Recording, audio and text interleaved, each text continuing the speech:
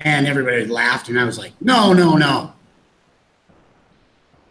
Jaws eats Jason, and Jason slashes his way out with a machete, and I'm pounding the table. Everybody laughed, and the kid smiled, and I said, that's my box. That's awesome. Corny. That's fucking great. And so the same thing with Godzilla or a dragon, you know. Jason, I don't know. Have you seen the Godzilla trailer? Oh, my God. It looks fucking fantastic. It's amazing too, because I'm here at Rizal Community Center in Chicago. For some bizarre reason, I'm kind of in charge of this place in some ways, maintenance and parking and bingo and tango and a lot of stuff. But our roof is where I kind of spend some time, and it's uncanny how similar it looks, because when I look across at the post office, there's exactly that veterans flag and the American flag, and then that little thing that she goes into and she closes the door. I think they're spying on me. I don't know. But I can't wait to see that movie. And that young actress made a good move in doing that. And Millie Bobby Brown. Thank you for, what is her name? It's Millie Bobby Brown. Millie Bobby Brown. Yeah, the girl from Stranger Things. With an accent. Yeah. Where are you broadcasting from? Well, it's weird because I'm from Scotland, but I live in Canada. Oh, nice. Great. So, and Al's from Texas.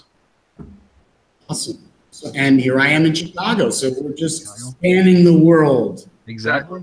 Fantastic. But what are you all interested in? Because, you know, there's so many facets to everyone's life, and you know, are you guys into? Are you into classic horror? Are you into new slasher movies? What about that? Let's talk about that right there, because I'm a big classic horror fan. Today I was watching The Wicker Man. Nice. Yeah, which I love, but I realized today that it's a musical.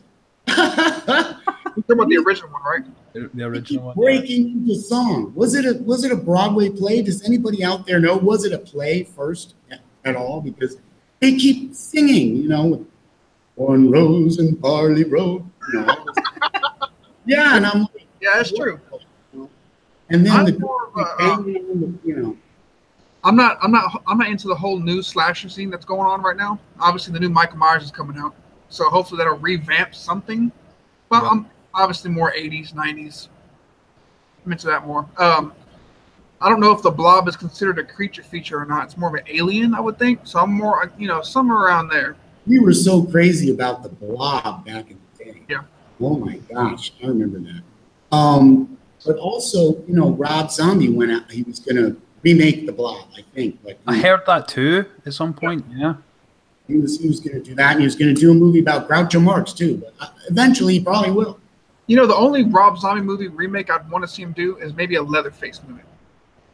It would be, you know, that would be very apropos for him to do a Texas Chainsaw. That's very true. Yeah, because they're more of like a disgusting kind of gritty ass film.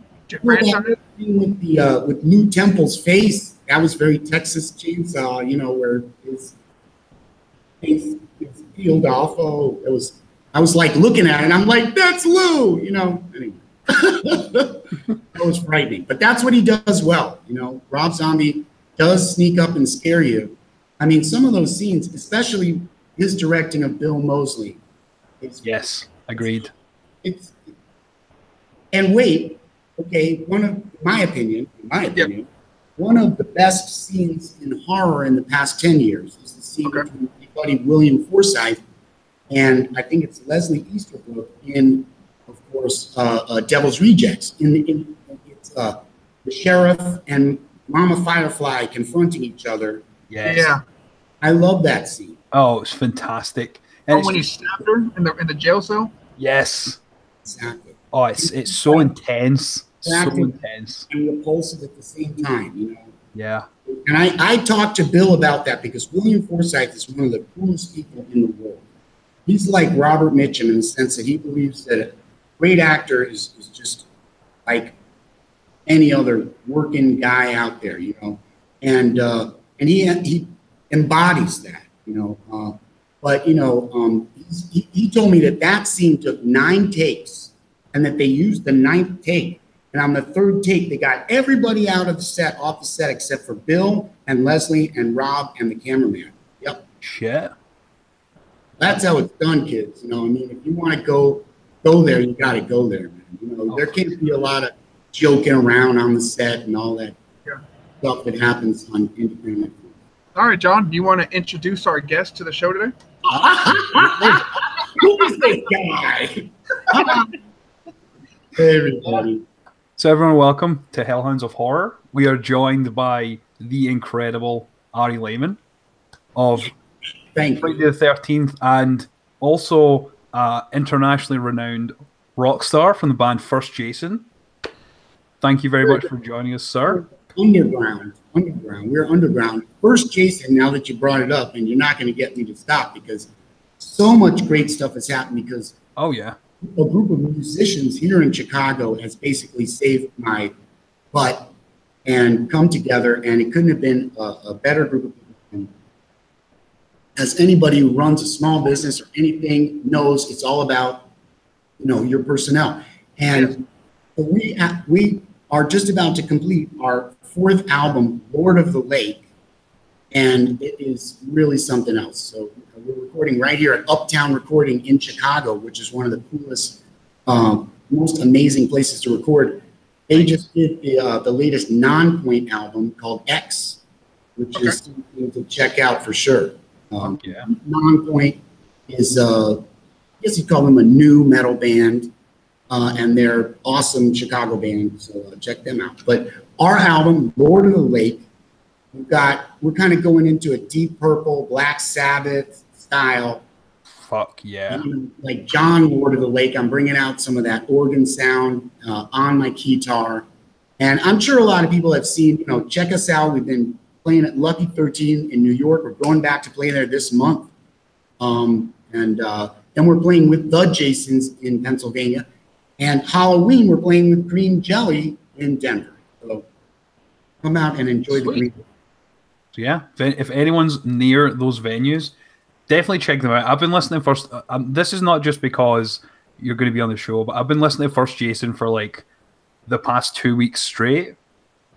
I've just been jamming it because I was looking to find, because I was going to post like a video on Instagram, and then I couldn't find the right one to post because I just kept finding more and more and more. I'm like, shit, this is great. This is great. And you don't see anyone playing a guitar these days. On a machete. You know, I'm the only one. There are some amazing rock guitar players out there, like Tommy Cage, the king of guitar. He says I'm the evil wizard. He's like, "What are you doing with that thing, man? I can't tell." And I'm just treating it like a rock guitar. But now I've added the John Lord organ sound, which is like, you know. Yeah. John Lord was a legend. Absolutely. And John Lord used to actually play the real freaking P3 with the Leslie and the spinning speakers. You know, even when he could have brought a modular unit, but he just brought it off. That's what we're bringing. I play a guitar, though, so I totally cop out. But the thing is, my guitar, the Lucina, the lone Lucina, they actually stopped making them, which is crazy. Right. So I bought up a couple of them because it's such a cool guitar. I mean, you can sound like Jimi Hendrix in 5 minutes on this thing. Yeah. And it's amazing. So, everything went DJ. Now everybody wants to pop, I think that this album is gonna have a good response. One album that came out recently, I don't know if you listen much to Dee Snider's solo stuff, but his new album that he just brought out, magnificent. Yeah. That one song, it's goosebumps, man. Yeah, the whole album's amazing. I haven't heard the whole album. Oh, fucking so good, so good. Yeah. Come the storm, Yeah, that's intense. He's amazing. He's an amazing person too. I mean, I'm going to be working with him in New Jersey at the New Jersey Horror Con. Nice, cool. Showboat Hotel, which is shaped like a showboat. But that person is such a nice person. When you see him, he walks up, "Hey, Ari, how's it going? How's the band?" You know, it's like, how do you remember my name? You must meet 800 people a day. Yeah, well, that speaks volumes, though, because even if he has met 800 people in the last 20 minutes, he's remembered your name. That's fucking cool. Well, that's the band who was on stage in London, I think, on a live British rock show. Okay, I can't remember the name of it, but you guys must know it. It's very famous. And Motorhead was playing, and somebody was there with Twisted Sister. And it was a Christmas show. Do you guys remember this? The audience started saying stuff like, "Take off your makeup. Take off." They were like against the makeup. So he goes, "You know, man, it's Christmas, you guys," and he took out a towel and he took off his makeup. Wow. And they were singing, "It's only rock and roll, but I like it." You know. All right. Yeah. So what do you guys? You know, what? Well, what we got going on here is we have actually we have a series of questions for you to answer. Oh, About maybe 5 minutes. I'm here to answer. Yeah, that's awesome. Yeah. John, you go first. You shoot with your question.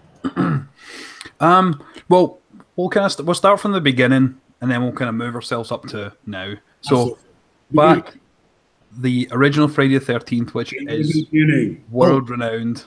What are some of your? Do you have any memories from that? Because you obviously were a kid at the time. Well, I was a kid who wanted to be an actor, and I also played soccer.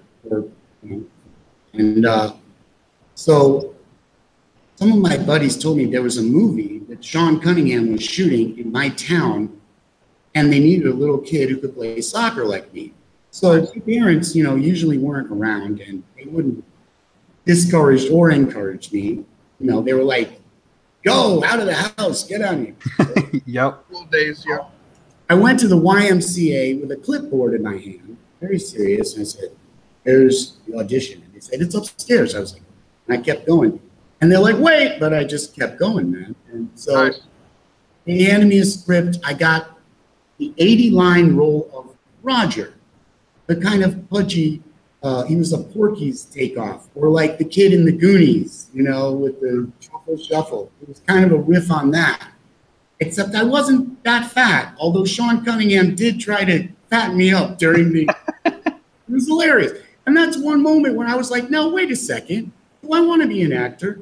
Okay. The other one was when Woody Allen almost cast me for Brighton Beach Memories, I think it's called, or something like that. Yeah, a Neil Simon thing. And he said, you look the part. And I was like, it was a disembodied voice because he would watch behind the glass. Oh, yeah. He goes, "But you're too happy. I'm sorry. Have a nice life." And I was like, what? Damn. I could be sad. But again, then I thought, I'm happy. So anyway, I got that role of Roger. And that was a lot of fun. It was like a summer of fun, playing soccer. Has anybody seen this movie, Manny's Orphans? I've not seen it, but I know of it. There you go. I think it's like dubbed into Romanian and Italian and every other language. Where they play soccer, they enjoy it. But in America, there were no soccer moms back then. So it flopped. And that was, Sean was in a business situation, as people get. So he said, "I've got this much money and this much time." Basically, the phone rang and was like, "Ari." I was like, "Yeah." He's like, "We're doing another movie. We want you to come to the office." I was like, "Yeah, okay." And he goes, "Can you swim?" I go, "Yeah." He's like, "Come down to the office." That was how I got in Friday the 13th. And then, because you could swim? Hmm? Because you were young? You could swim? And I was short, too. I was a little kid. And also, I don't know, maybe he felt kind of sorry for trying to do all this crazy stuff. He thought I was a good actor. But let's face it, if I didn't pick up the phone, it would have gone to the next kid. Exactly. But they say Corey, Corey, no, is that his name? I can't remember. Noel Cunningham, his son, was the first to be considered, but his mom said, "No way." But then one time I was at an event in Lexington, Kentucky, the Scare Fest, and Sean saw that I had a line going down, nice, like 3 to 4 hour line. He goes, maybe I should have told Noel to play. and then they came out with the video game. So there you go. That's right, yeah. But let's not rush ahead. So that's how it started. The most fun part was, of course, for me, working with Tom Savini, because that opened my eyes to, I was into The Mummy, I was into The Mummy and Boris Karloff, Bela Lugosi, all that stuff. But I didn't know, all that, the special effects, how it all worked, and all that stuff, And so I was 14 years old, and I got to go in and see all that stuff. It was like, man, it was so cool. But of course, it was Tom Savini too, who's just a very cool person. And like they were getting, do you guys know the movie Night Riders? KNIGHTRIT or Night? I've heard of it. I haven't seen it, but I've heard of it. That's why we're here, to talk about obscure films. Fuck but yeah. Night Riders is worth watching because Ed Harris is the star. Right now. Stephen King is even in it, believe it or not. In a crowd scene. And, anyway, I should remember these people's names. But point being that it's about a Renaissance fair group who joust on motorcycles. And they actually joust on motorcycles. It's a cool little movie. And Tom Savini plays the Black Knight. Yeah. Oh, shit. That's amazing. He has a scene where he actually cries. It's a cool movie. Tom Savini cries? Yes, in this scene. It's a beautiful scene where the knight, he's like, I don't know, like Ed Harris redeems him from being the Black Knight, so he's like some other knight. I don't know, whatever. But the point being that they were into all this cool stuff, motorcycles and jousting and BB guns and dirt bikes, and for me it was just a lot of fun. They made sure I wasn't bored. The process of sitting there in the chair, as you of course there's great Doug Jones, these amazing people who can sit there for hours and hours on end. I was a kid, so they had to devise ways to get me to sit still. One of them, interestingly, Tom said, okay, like there was so much joking around, literally, that one of them, when it came off, had like this little smile. Because laughing, they're like, oh, this won't do it. He said, Ari, you just got to sit absolutely still. I was like, okay. And so Tom says, have you heard Jim Morrison and the Doors? Yeah. I was like, yeah, I know them. And he put on this album, People are strange when you're a stranger. I was like, oh. Well, I just listened to that album, and there you go. I sat still. But it only took about half an hour, but that was when they actually put the cast on my head. Like, I had to breathe through straws in my nose, okay? But, okay, when they did the application, that took about 4 hours. That's not so bad. Yeah. Okay. That's awesome. There are those parts, it's like if the studio was saying we had to be on the set at 8:30, okay? We'd have to be there at 3:30, get ready.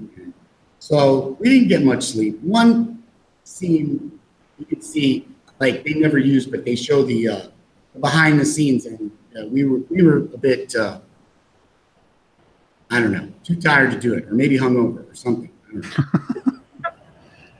It was the 70s. Yeah. I heard those were the best times. I heard the 70s was like a really good era.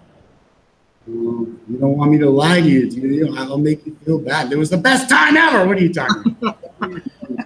I was born in 1991, right? I honestly feel like I was born 20 years too late, because literally all the music I listen to are 70s bands. All the movies I like are 70s to 80s. But wait a second. You hit on a good topic, because what the industry was focused on content back then. You know, as Zappa would say, the record industry had these like old cigar chomping guys who were like, hey, I don't know, sure. rock and roll. I'll put some money into this. Maybe it'll work. Maybe it won't. Let's see. And if it took off, they would put more money to it. But then they started analyzing and thinking and saying, this. And of course, you know, everything changed because of the digital medium. But look, guys, look at what we're doing right here. You couldn't do that back in the 70s, right? No way. You know, it took a long time for the abstract idea in an artist's head to reach the public. Very long. You know, today I could record something and release it the same day and boost it, and someone in Japan's like, nice song. You know? Yeah. But back in the day, it was tangible stuff that you had, and nowadays it's all digital, online, marketing, buzzwords, all that kind of stuff. Like marketing back then versus marketing now is vastly different. Well, that's why it's good that you're enjoying the content from that classic era. Oh, and, yeah. I would hope that we're headed towards. No, I'm confident that we are headed another era, classic era. Like, look at, you know, there's some good stuff on TV now. You got Stranger Things, I love, and you know, I'm an American Horror Story fan. I know not everybody is. You know, I mean, I like it. I like those shows. You know? That's great. Yeah. Are you excited for the new one coming out? Is it Apocalypse? It's called. Yes, I just saw that. I was like, ah. But also, Stranger Things though, Part 3. Stranger Things. Oh my God. Yes. Oh, I can't fucking wait, dude. I mean, my God. But yeah, that girl who you mentioned, she is indicative of where it's going. And you know, we kind of got to accept Hollywood took a big blow recently. You know, maybe it deserved to take a big blow. I'm not pointing fingers, but now obviously women are taking another important role. Although in the 70s, you had a lot of female-driven kind of mystical underworld. Okay, Rosemary's Baby, The Exorcist, right? It's a Carrie. Yeah. You know, where it's all about this girl. It's, you know, it's all about a woman. They kind of did that in Friday the 13th. They kind of, especially in the one with the psychic Tina, Part 7. You know, but prior to that, that was the whole trip. It was all this like weird shit about Carrie and Rose. Come on, Rosemary's Baby. God, man, that's great. That's a Roman Polanski movie. I mean, you know what I'm saying? Oh yeah. It's heavy. I mean, she's like, I'm gonna have the devil's kid. I mean, that's some heavy shit, man. You know? But then here's the kicker. It was Jaws. That's what changed everything, man. Talk about the 70s, bro. Jaws. What was it? 77, I think. That was it. That changed everything, man. I live in Connecticut. That's where Sean Cunningham lived. That's town, Westport, Connecticut. And it was this nice little town with little sailboats and a little beach. So Jaws came out. One day, my dad came to my room. He's like, Ari, brought me some library books. You don't have to be afraid of the sharks, Ari. I'm like, yeah, he was afraid. It was like, you swim every day. So then they'd be sitting there eating, you know, and I'd be out swimming. Like, I would start drowning, you know.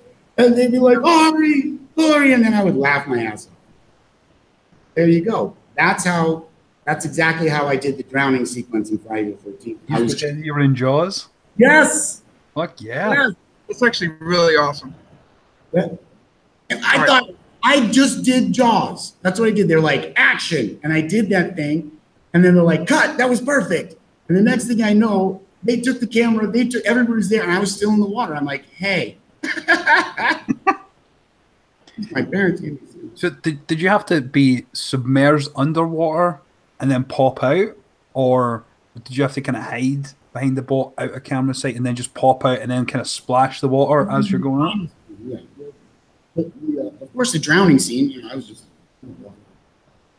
The only thing I said was, because that stuff on the bottom pond said, can I wear sneakers? And I was like, fine, you can wear sneakers. So I was there in basically a jockstrap and sneakers. So I do this scene, you know, it was fun. You know, I did that. It was fun. But the final scene that you're talking about, okay, that you see a GIF of that scene to see what really happened, because there's two takes sandwiched into one, and what happened was I was on the beach and she's in the boat, and you can see she wasn't too happy. She wanted to like dumped in the water and have this kid grab her and all this. Come on. So, you know, I'm doing my best to, and Thompson's like, don't let her see the mask. I'm almost walking backwards into the water. She didn't see the mask. She's talking to somebody else. She doesn't even notice me. So Tom's in there with the waiters, and he's going to move the boat. You know, so Sean comes over, and he whispers in my ear. He goes, "You're not going to hear me say action underwater. So you're the director, Ari." And that's all I heard was, "You're the director, Ari." That just kept going. I'm the director. You know, because I was a little kid. And so he's wait for the bubbles to clear and then come out. But he didn't say, put your hand here, do this, grab her, like, just come out. You know, he just totally trusted me. So I had, you know, I went down underwater, and I was literally underwater thinking about this, like, should I come out, you know, what way should I come out? And I just thought, it killed my mom. You know, she killed my mom. I'm coming. And then I was just, you know, I gotta admit, I was trying to be like that kid at the back of the class finally gets his revenge. You know what I'm saying? Yeah. Because we always felt for that kid at the back of the class, you know, nobody cared about and wouldn't get to play, and like no girls would talk to that kid, you know. And even Dead Kennedys wrote a song about that kid at the back of the class. He's burning his papers and everything. But so this was for that kid, and I came out of the water. I just went wham, bam, and I came out full force. And you can see, look at the GIF, okay, that my bicep hits her chest, and she goes, "What?" But what happened was, they cut it right there for the film, beautifully edited. What happened was, she grabbed my hands, threw me off of her, and went like this, and fell out of the front of the boat, going, "Oh shit," like that, right in the water, bro. Right, and I was like, "Uh-oh," you know, like I didn't know. Oh no, you know, I didn't know what I had done, you know. So everybody's looking at me, and I'm like, man, I'm like, they were scared. Like even Tom Savini wasn't ready when I came out. I grabbed her, and it was, you know, so they dried her hair off, they dried her shirt off, okay. And you know, everybody's like, "Ari," you know, and I'm all like, "Oh my God," you know. I fucked up. Well, I don't know, you know. So now they said, just do the motion this time. Just like this, the famous arm motion. Yeah. And so if you see the shot, if you look at a GIF of it, especially, see the shot, it's a long distance shot. I'm coming up out, and then it's kind of yellow because it was autumn at the time. It was October. Mm-hmm. And all of a sudden, it comes in close, the famous moment, and it's green, right? You see it coming in, and my arm just makes contact with her, and her face just changes expression. And then they cut it, and then back to the like this. Yeah. And expertly edited, okay? But when I saw that, I was like, yes, they used it. I'm vindicated. And it occurred to me what had really happened was Sean Cunningham is a good director. Mm-hmm. He knew he couldn't say, especially with kids. Remember, his big hit was Spring Break. You like worked well with kids. Never saw him raise his voice on the set ever, but you always knew his presence. Yeah, you wanted him to be happy. He was a great director. It takes a certain kind of person. But so he knew I would come out like that. But in essence, then he could also blame it on me. Yeah, totally. So she's looking at him. There's a famous picture where she's looking at him, and I'm like, I don't know, and that's you. So anyway, there you go. She was genuinely scared, and that's why it scared everybody. It scared a lot of people. Like, I was talking to my mum the other day, right? And she said the first horror movie that she ever saw was Friday the 13th, the first one. And she said that scene at the very end terrified the shit out of me. And I'm like, that's awesome, because we're actually talking to Ari this week. She's like, wow, well, tell him that. Especially, it affects women, because it reminds me of something. Like a woman is sitting in the boat, and then a child comes up out of there, a dead child. You think there's so many implications there, so much there, you know. Oh, yeah. It comes out of the water. It's covered in slime. You know, there's a lot of stuff there, but it's just damn scary. I mean, shit. Yeah.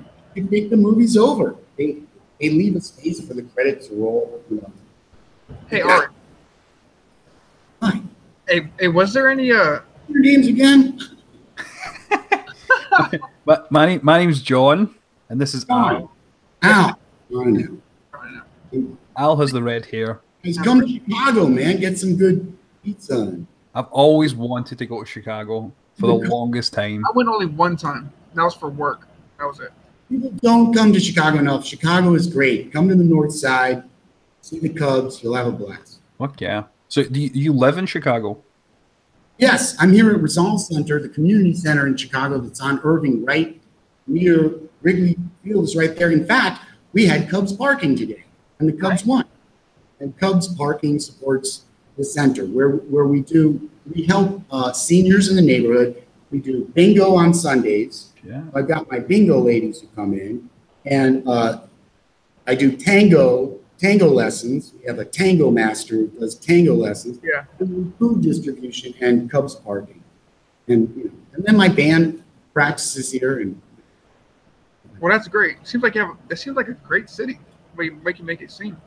it is a great city. Chicago's a fantastic city. I mean, the problems that come out of here's the problem. They ship all the gun manufacturers in America ship their guns on these big train cargo.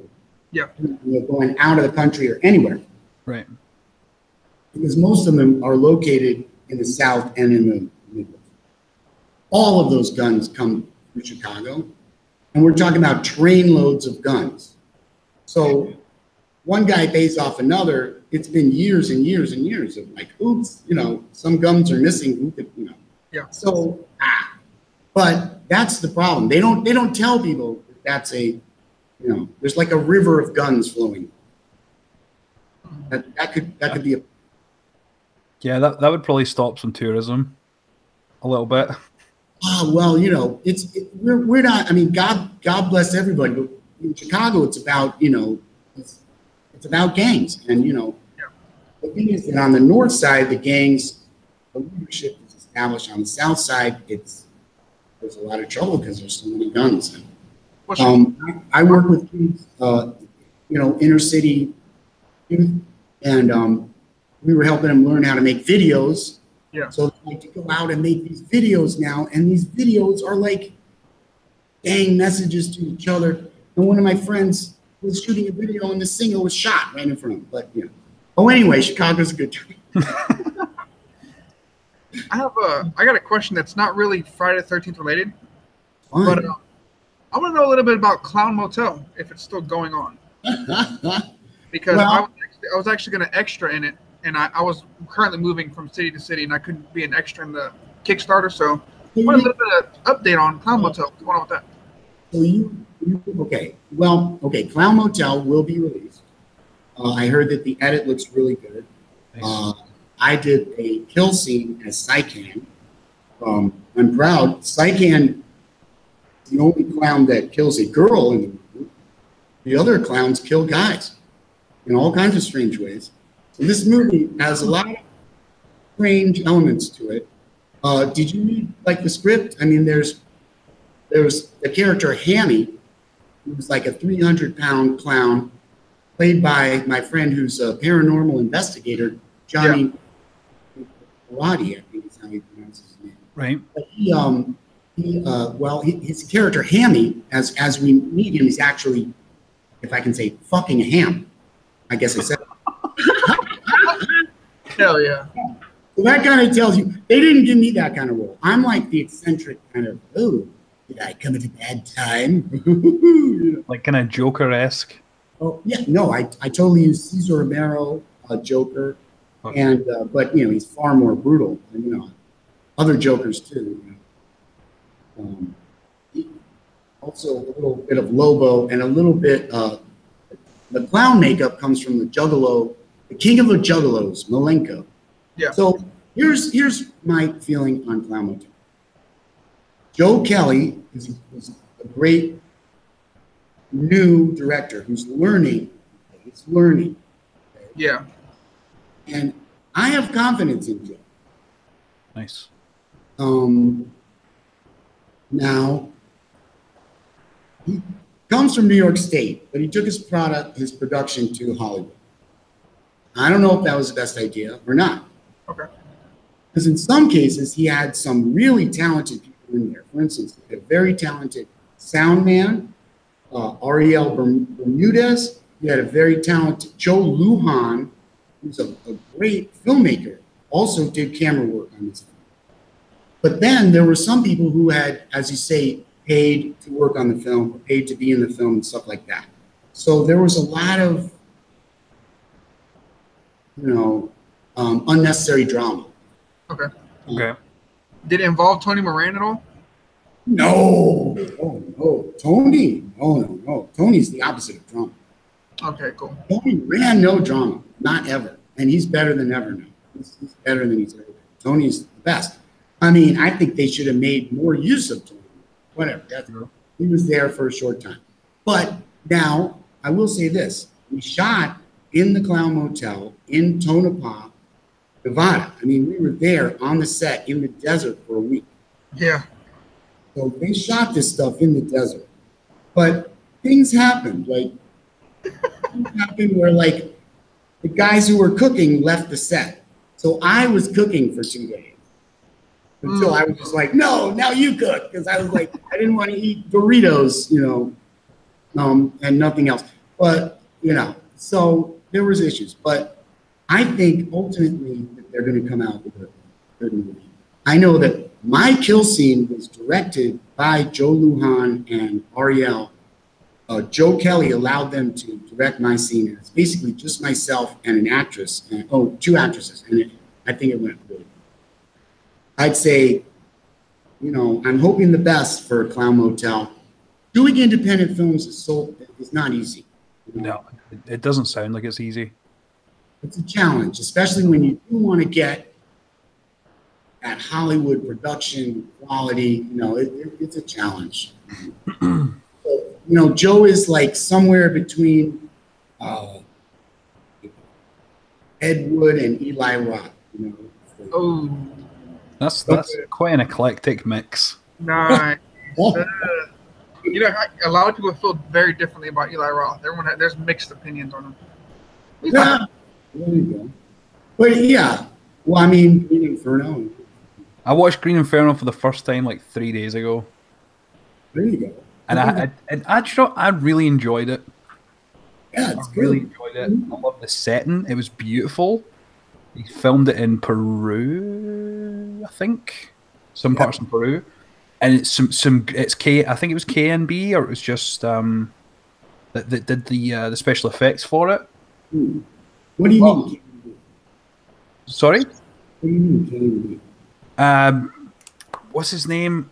Oh, the person. The company. Yeah. Oh. Okay. Did they use mostly practical effects, or was it a lot of? Yeah, it was quite a lot of practical effects. There was still some CGI involved, which it wasn't the greatest, but when it was practical effects, it was great. He was kind of homaging Cannibal Holocaust. Absolutely, yeah. I had the pleasure Cannibal Ferox. With Gero Deodato. Yeah. I liked Ferox. I liked Ferox. Yeah, I liked Ferox too. Those movies are fantastic. There's also a movie called Green Hell. There was a movie called there was a horror movie with a similar titles. I think he's homaging. But I know that he went to Rome and he took Ruggiero out for dinner and bought him a nice watch. Ruggiero said he was happy. Nice. That's how you do it. You're like, I'm going to take your idea about it. Okay. But what else? What else, kids? What are we talking about here? We got to talk about the future of Jason Voorhees. Absolutely, yeah. Because there was supposed to be a Friday the 13th movie coming out last year. Yeah, it was last year. And then they brought out The Rings, and that kind of it I flopped think that was big time. years ago, actually, now you mention it. And they also had an idea for a TV series. Yeah. Oh, right. I didn't know that. Yeah. That seems to be the John- thing nowadays. Tom Cunningham himself was behind that. That didn't pan out. Right. So what ultimately happened is there's an argument going on between, Victor Miller, the writer. There was a law made that after 35 years, writers are permitted to reinvestigate their royalties. Okay. But, see, Sean jumped in before he could do that with a preemptive strike. See, a lot of people are blaming Victor, but he didn't even get a chance to do it. Right. They came in at first and were like, oh, it was a work for hire. You don't get to do it. So he's challenging their challenge. That's what's going on in court. He's challenging that it's a work. Yeah, and I mean, it's stopped a lot of things from happening. Like I play the Friday the 13th video game that came out through Gun Media. It stopped any future skins or downloads or updates to the game. Coming out some good stuff too. There was going to be a whole part 6. Yep. They were going to have Uber Jason as a playable character. Yeah.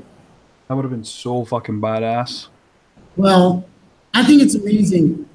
The game, in my opinion, it kind of made it clear that Jason is transcending from just the cinematic world into the legend and lore world, like Frankenstein, the Mummy, Dracula. You know, eventually these characters become part of just the legends, the myths, the culture itself. So, I mean, I met kids who say, oh yeah, I saw Friday the 13th after I played the game.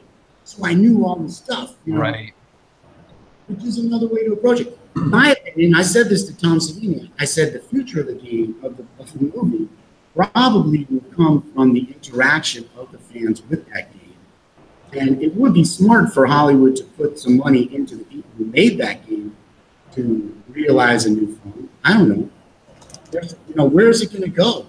Maybe Jason X comes back from the future and confronts Jason. That'd be fucking dope. No. Because I mean, typically with horror movies, the last place you can go is space. So they did it with Leprechaun, and they've done it with Jason. So really, where else is there going to be? Where is it? The cyber realm. Maybe like hell. Yeah. Who's been to hell? Sorry. But like him actually in hell, because we've not actually seen him in hell causing a ruckus.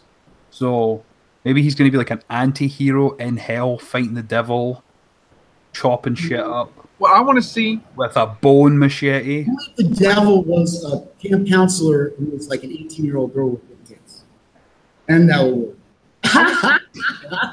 But I want to see a prequel. What led up to Jason drowning? That's what I want to see.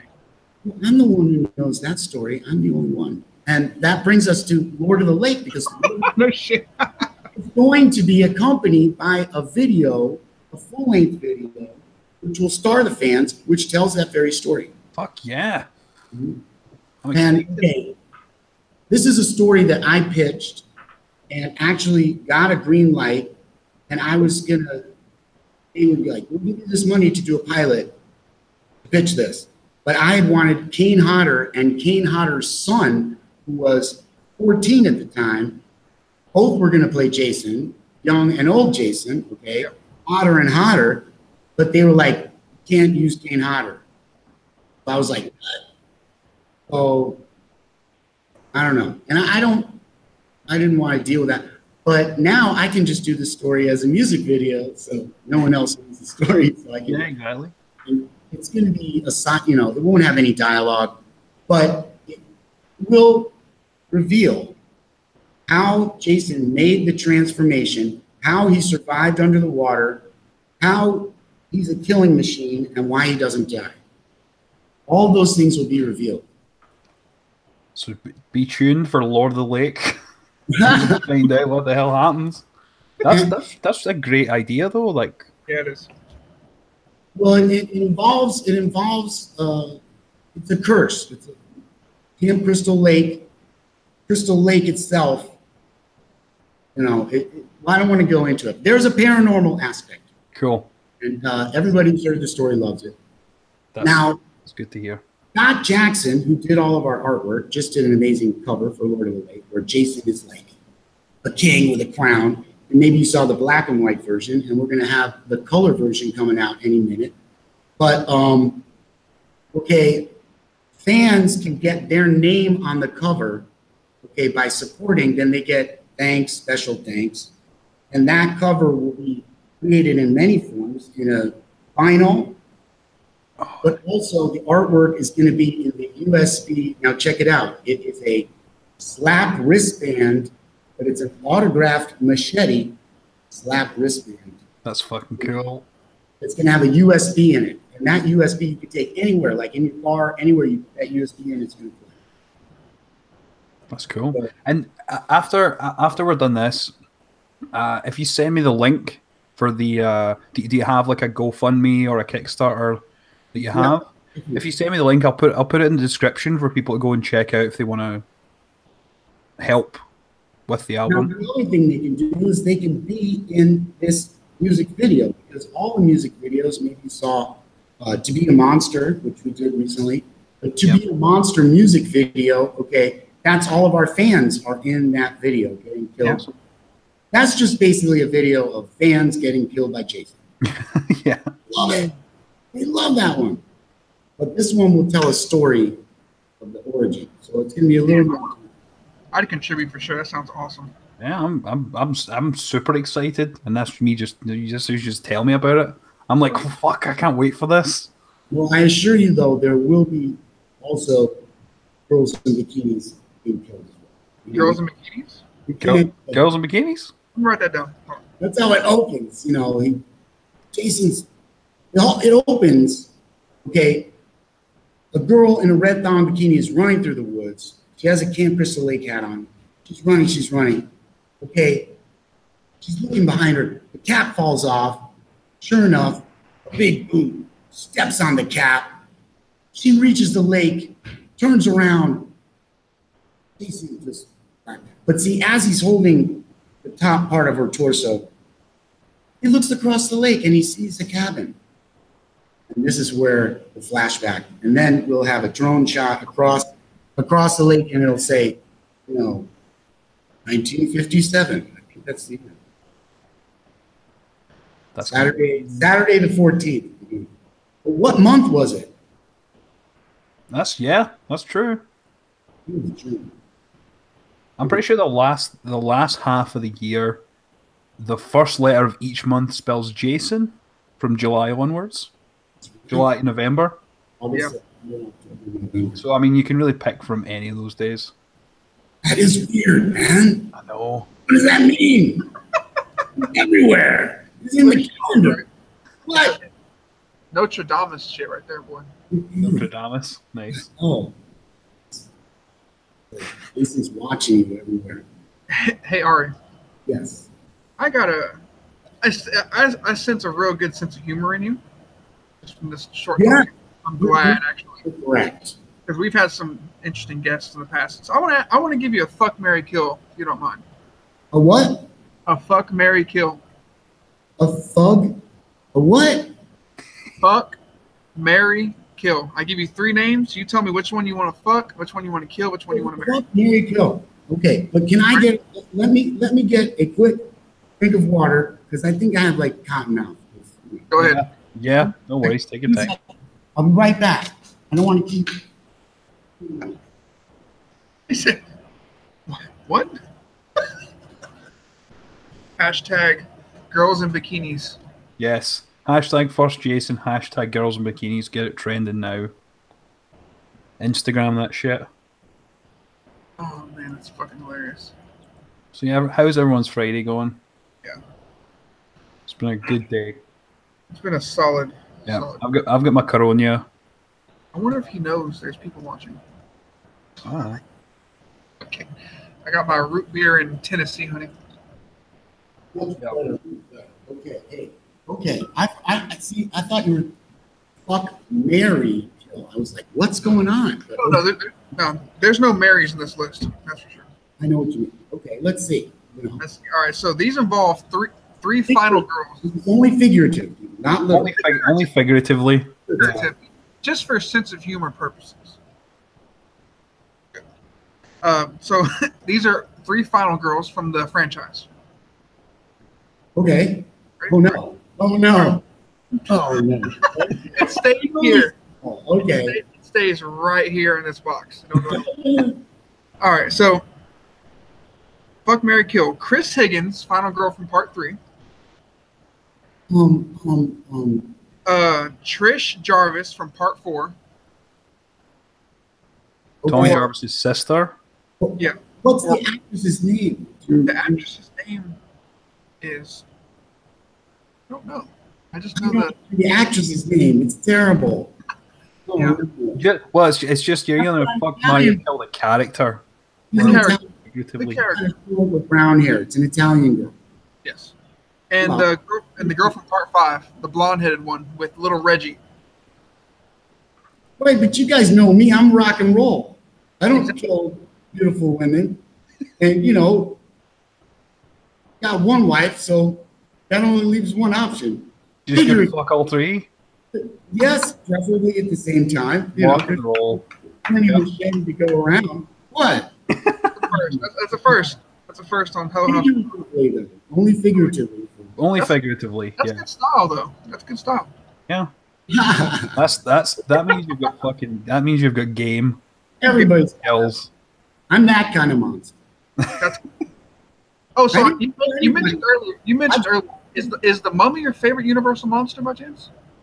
I love them. It's my favorite. I think it is. Because the Mummy came on television when I was a little boy. WPIX Chiller Theater, and wow, it just grabbed me, like the guy dying by laughing when he comes out, and I just love ancient stuff, and it was so, like, they really made an effort to kind of make it like accurate, and then it's about this. I love it because, okay, like I said, I grew up in Connecticut. And all the pretty girls were going out with like Joe Normal, Mr. Normal guy who's like, hey, I'm Joe Normal, this is fucking Connecticut. God bless you. I love it. That's the trip. It ain't Jersey, it ain't New York, it's Connecticut. So, which is cool. I mean, that's their thing, man. They do it well. But, so I was like, I love this dead guy comes in with like Fez on, and the girl is like, she just comes to life, and she just can't even remember who her boyfriend is. Like, who is this schmuck? Like this guy. And every time he comes in, she's just like, and it's so sexual. It's like amazing. I just love it. And they were doing that because they wanted the guys who were bringing their date, to get some later. And you go to the Mummy. Because, of course, Frankenstein's monster was not loved by women. Okay? No. Lugosi, I love this sexy thing. He's biting them, all exchange of foods. But no, it wasn't until Bride of Frankenstein, as a matter of fact, that anybody gave a F about, because there was that crazy sexual thing. Yeah. But again, it's like Star Trek. Who got the most fan mail from women, you think? Captain Kirk or Spock? Spock. Yeah. 10 times. Yeah. 10 times the fan mail from women. And they say, he's a turn on because, doesn't want it or whatever. And they were gonna make him more human and give him a girlfriend. And they wrote in and said, don't, please don't. So there you go. The Mummy is just so amazing. And I mean, here at the center, they had these huge old 90s huge screen TVs, right? And they're like, here, Ari, you could use this. So I put it on. I was watching The Mummy.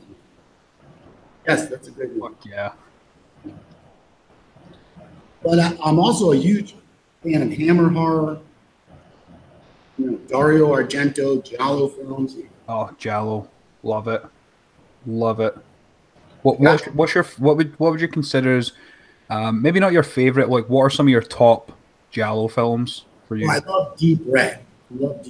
Nice. Deep Red because it's got all these different artistic elements. And the thing is that the killer, you see the killer. It's like in Friday the 13th where Alice runs up and says, oh, they killed this person, they killed that person. And Betsy's like, I'm not afraid.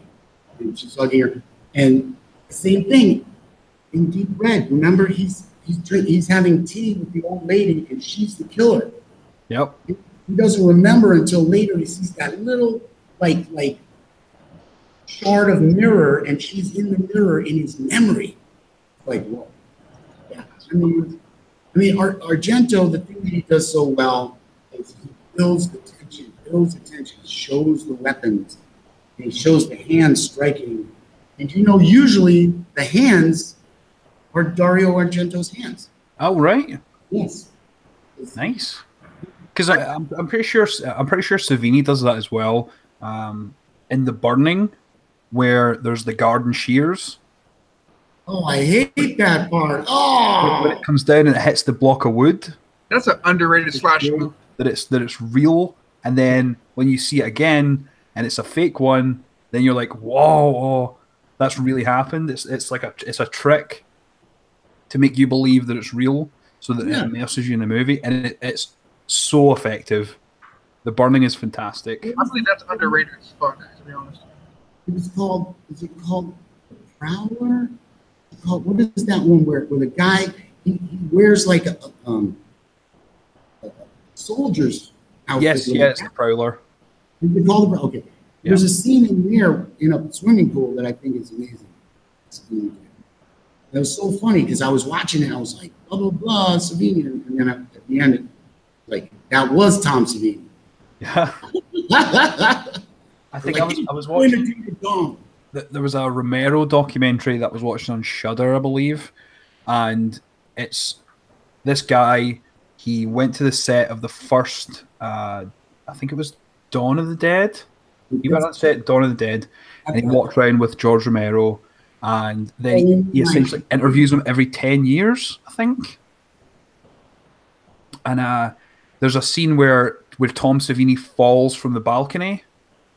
And it shows you them filming that. And he's just, no fear, just jumps off this balcony in a shopping mall onto this like row of like 5 boxes up and then 6 boxes wide. Just millions of just cardboard boxes, and he just jumps. No fear, just jumps. And then he just gets out and he's like, oh, did you get it? Good. Just not phased at all. But back in those days, put some boxes up and jump, man. Oh, yeah. Now it's like, yeah. Everyone was an amateur stuntman when they were like 14 years old. They're jumping out of windows onto cardboard boxes or trampolines or shit like that. I did that. Richard Brooker, the man who played Jason in Part 3. Yes, yeah. He was amazing with stunts and amazing with. He was an acrobat. I don't know if people know that. As a matter I didn't know that. No. An acrobat. He was born in South Africa. I call him Sir Richard Brooker. Unfortunately, we lost him a few years back. But he could do trapeze. He could do tightrope. He could do all that stuff. The thing where guys they have like a motorcycle in a cage, and it's like he developed that act. That he brought that act from South Africa to England. Nice. Then he became a stuntman in Hollywood. He was an amazing polo player. Okay, he could play polo so well that he would defeat guys who had like 4 horses with 1 horse. Okay? He directed 10 episodes of Bill Nye the Science Guy. I didn't know that either. Wow. Also, Gordon Ramsay, the chef. Yeah. He was like his special camera, like the sizzle cam. That was Richard Brooker. Wow. Mm-hmm. Wow. I knew absolutely none of that. That's amazing. Yeah, the last time I saw him was in Germany, and he was talking with John Schneider of Dukes of Hazzard and Superman, or whatever. Smallville. So they were writing some movie that later became Smothered. The movie Smothered. Okay. John produced, and then John produced some great films. But anyway, it was like the sun was rising. You know, I was coming from whatever part, and he's like, "Ari, let's have a drink." And I was like, "What?" You know, he's like, "I'll go to the kitchen." They'll get, and they got us a double Johnny Walker Reds. Right? Oh, I got it. Put it on my tab. And then, as the Germans are all coming in to eat breakfast, here's me and Richard. We're like, "Oh, whatever." And they're like, "It's the morning," and we're like, "Ah." And, Johnny Walker Red, man. Holy shit. the first time I had tried that, and it gave me a wicked buzz. And I got on I got in the van to go back home, and I just watching the countryside go back, and I had this feeling like I'm never going to see him again. It was so weird. And then we were in LA with the band for Monster Mania, I think, or one of those events. And anyway, he died on Kane Hodder's birthday for some reason. So wow. Like Kane Hodder was like, we're like, it's Kane's birthday, and then it was like, boom, Richard died. Yeah. It was weird because the guys in the band wanted to go to the Nightmare on Elm Street house, California. We just happened to be nearby. And they were like, they waited a couple minutes thoughtfully, and then they said, "Is it still okay if we go?" I said, yeah, we can go. So we went there, and I was like walking down the street just crying. It was fun. Well, I'm proud to be a Jason Voorhees. There's many great Jason Voorhees. Ted White is an amazing Jason. He was just here in Chicago. Yeah. We almost had him on. Speaking of Ted White, we almost had him on, but he had an event to go to. We were literally emailing each other not so long ago, talking on the phone. Yeah, it's funny because when we found out that you were going to be on the show, I like to make the promo videos and like just throw stuff together and see what works. Yeah, I like that thing with you guys in the canoe there. Yeah, I used again back to what we were saying at the very beginning. Digital effects nowadays. Is that a real canoe or what canoe? Is just the canoe? But yeah, when we posted that, Al had messaged Ted White like maybe 3 weeks before. Then he got back to him and he said, "Yeah, let's talk. Give me a call." And then when he spoke to him, he said, "The reason I replied was because I saw your thing for Ari and I loved it." And I'm like, wow, that's a massive compliment. He's such a down-to-earth person. And yeah. He will tell you, like, I was in Buffalo, and the band was playing in Niagara Falls, so we had to go across the Canadian border. So I was signing, all of a sudden someone picks me up from behind. Swear to God, I'm like, put me down. And I turn around, and it's Ted White. He's like, "Gotcha." I'm like, "Ah." He's like, "Okay, look, this is my card. Heard you're going across the border, crazy guy. I know you." And I was like, "Yeah." He goes, "If you get into trouble, you better call me, because if you get into trouble and you don't call me, you're going to be in trouble." That's the way. That's incredible. Yeah, he seems like such a down-to-earth guy. Every single Jason that we've met or that I've met, everyone has been fantastic. Yeah. Yourself, CJ, Kane Hodder's such a laugh. Because we went to Texas Frightmare last year, and I met CJ and Kane, and we had CJ on the show a couple of weeks ago. CJ is a great guy, so humble. That's our Las Vegas, Jason. Dude, you should try to go to Texas Frightmare Weekend next year. I will give it a shot. Hell yeah! If you end up going, we'll have a Johnny Walker Red waiting for you. Good. That's pricey now, but what we've been doing mainly, what we do is first Jason sails into a town, and we work together with local horror themed bands. Nice. So we make like a night, people show up sometimes before to do like an all ages signing, to show kids, we do a signing, and then we do the show. And you know, it's if I do 3 of those, it's you know, it's as lucrative as a convention for us. And then it's kind of more getting our product out there.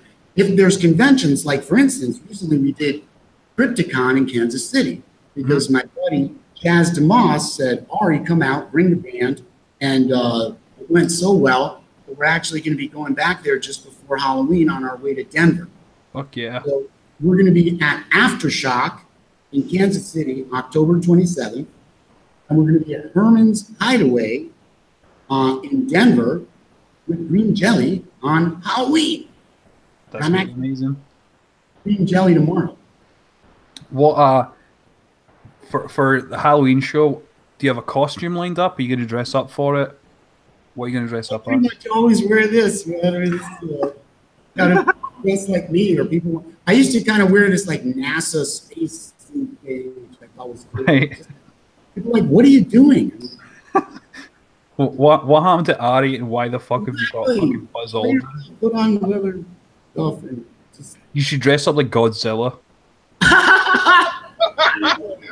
That's a great idea. That'd be fucking great. Man. The guitar is on a giant machete, so that's pretty. And it has an LED Jason mask in it. Nice. But we do always encourage everybody to show up in costume, especially those yellow shirts and those socks. Yeah. The socks. That's the thing. That's very popular now. Very popular look. Yes, yeah. And also, we have cosplayer Jasons. Ethan Barker is one that works with us all the time. There's one in Canada, Jacques Boucher. He's the Canadian Jason. Canadian Jason. Everywhere we go, we get some Jasons there. Some of them are different than others. You know, our Nathan, you know, he comes out and stands there menacingly. And then he'll go out and grab people and bring them in. But sometimes a Jason gets on stage and start dancing. I'm like, no dancing. Jason doesn't dance.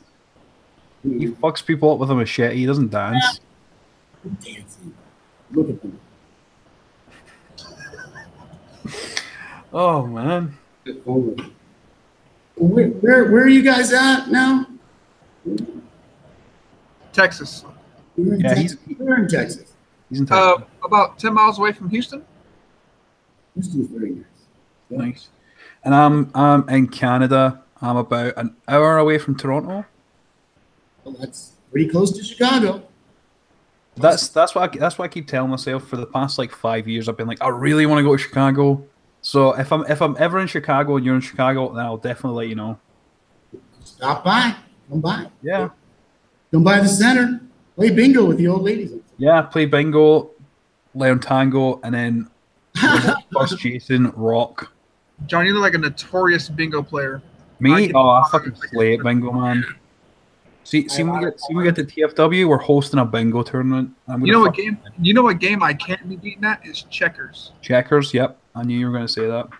You often get you get to the other side and you get the second, like the checker on top of the checker. Yeah. Good checker players always do that. The other ones we don't remember that. Yeah, I don't remember that.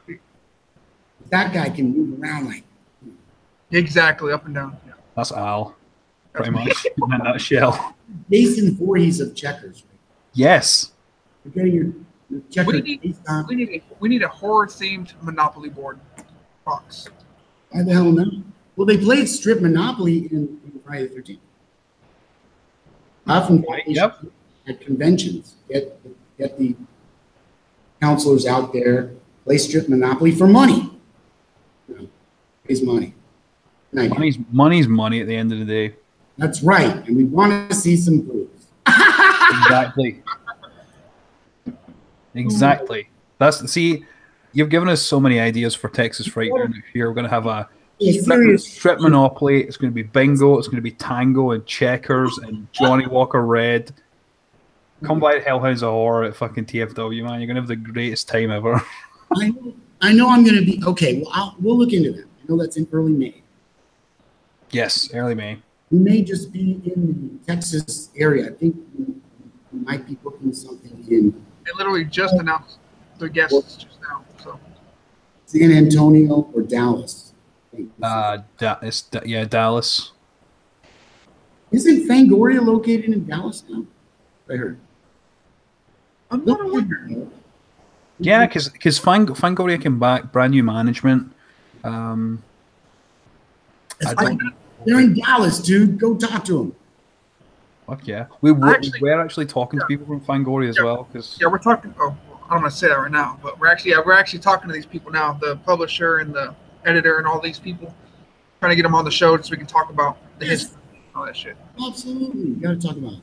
Yeah, I mean Fangoria, that's been there since the beginning. Yeah, because the Fangoria stopped for a long time, and then it came back, and then I think it tanked, and then it came back again recently, and it's just been uphill ever since. So, because I loved Fangoria growing up. Yeah. Well, it's an honor to be in that magazine. You know, there's a spread of how Tom Savini actually did the makeup in Fangoria, which is that's awesome.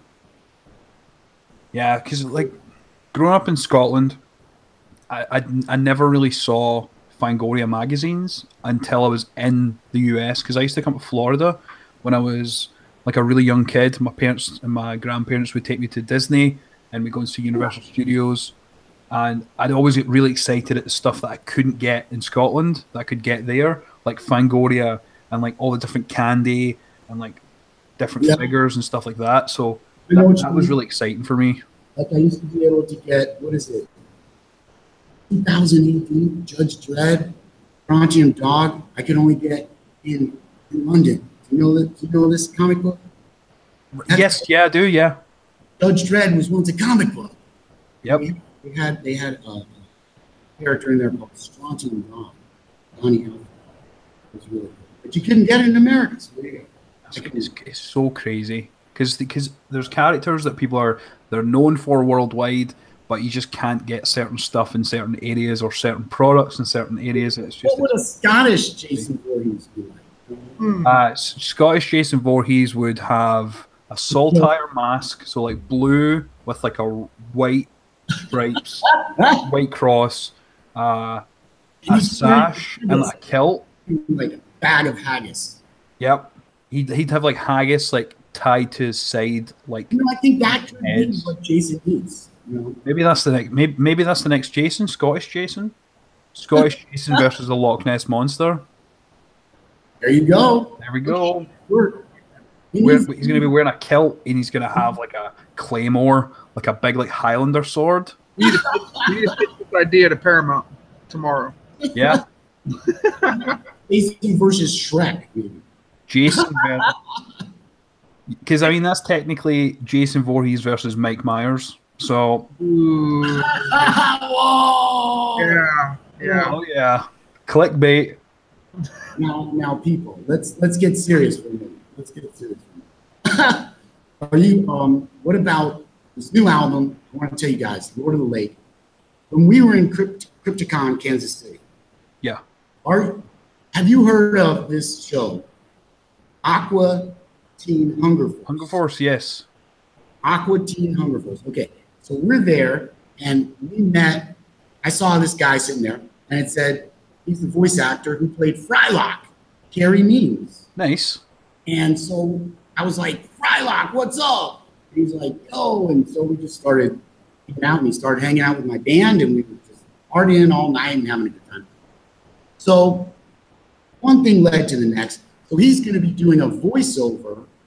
We're going to take the track Lord of the Lake. Okay, we're going to take some of the vocals off. You know, during the verse, because you know the chorus says,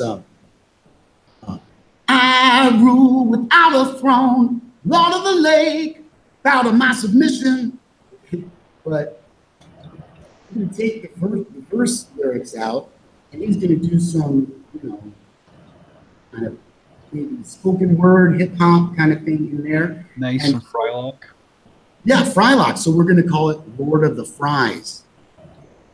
That track. There we go. Yeah. Let's play it its finest.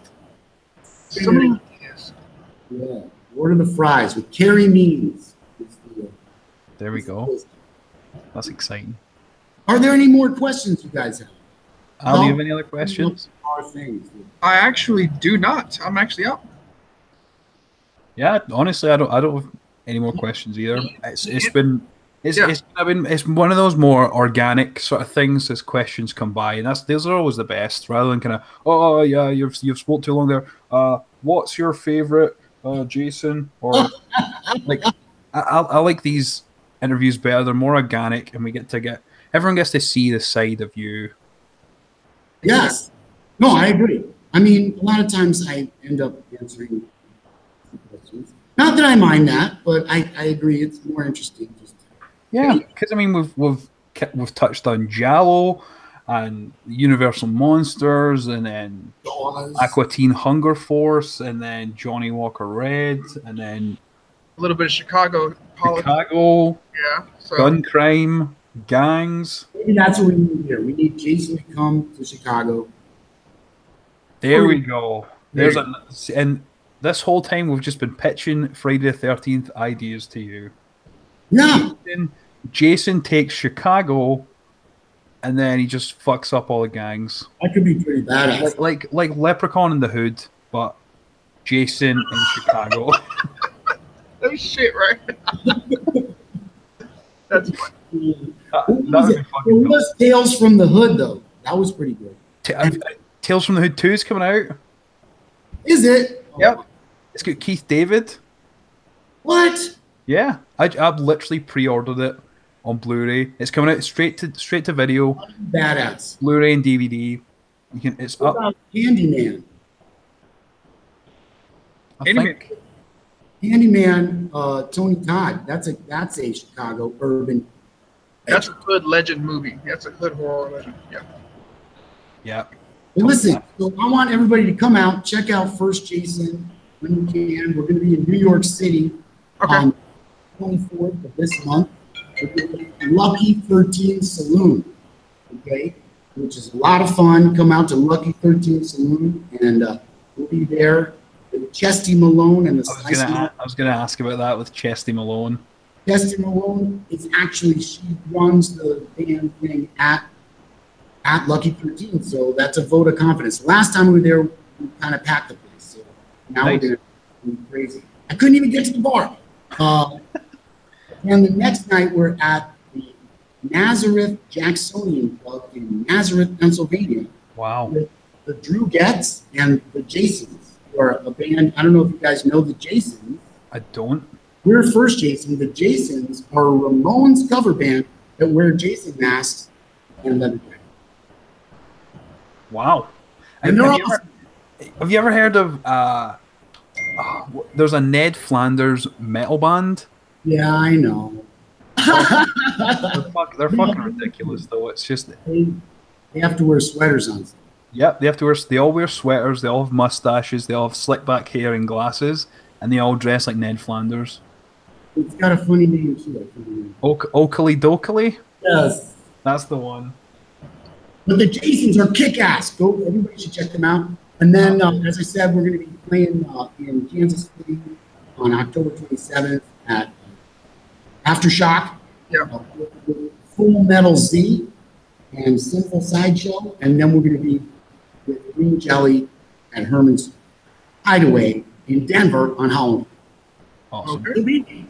And tell us that you saw Brothers. What do you guys call horror? Hellhounds of Horror. Hellhounds of Horror. Horror. Yeah. Hellhounds of Horror, people. If you mention Hellhounds of Horror at one of my shows, I'm going to give you a free autograph. There you go. That's a reason to go right there. If you go to any of the First Jason shows, mention Hellhounds of Horror, you're going to get a free autograph. Nice. Fuck yeah. I really appreciate you being a guest, Ari. You've been amazing. Thank you so much. This has been a super blast. Yeah, it's been great. I've had the best time. So thank you very much for coming on. My day, absolutely. And you're always welcome back. Anytime you have just bust in. Yeah, just bust in. Just message. I'll send you the link. You can just bust in and just talking to Elvira or something. I'm like, hey, hey, what's up? All right. Thank you. Yeah, I'll leave First Jason's Facebook page in the description. If you can let me know what the Kickstarter or the crowdfund thing for the Lord of the Lake, let me know that, and I'll throw it in there. At First Jason Official. So if you just come to First Jason Official on Facebook, that's really good. Awesome. That's where we do it. And remember to watch Hellhounds of Horror. Fuck yeah. So yeah. Everyone, thanks for joining. Have a good rest of your Friday night. Peace out, guys.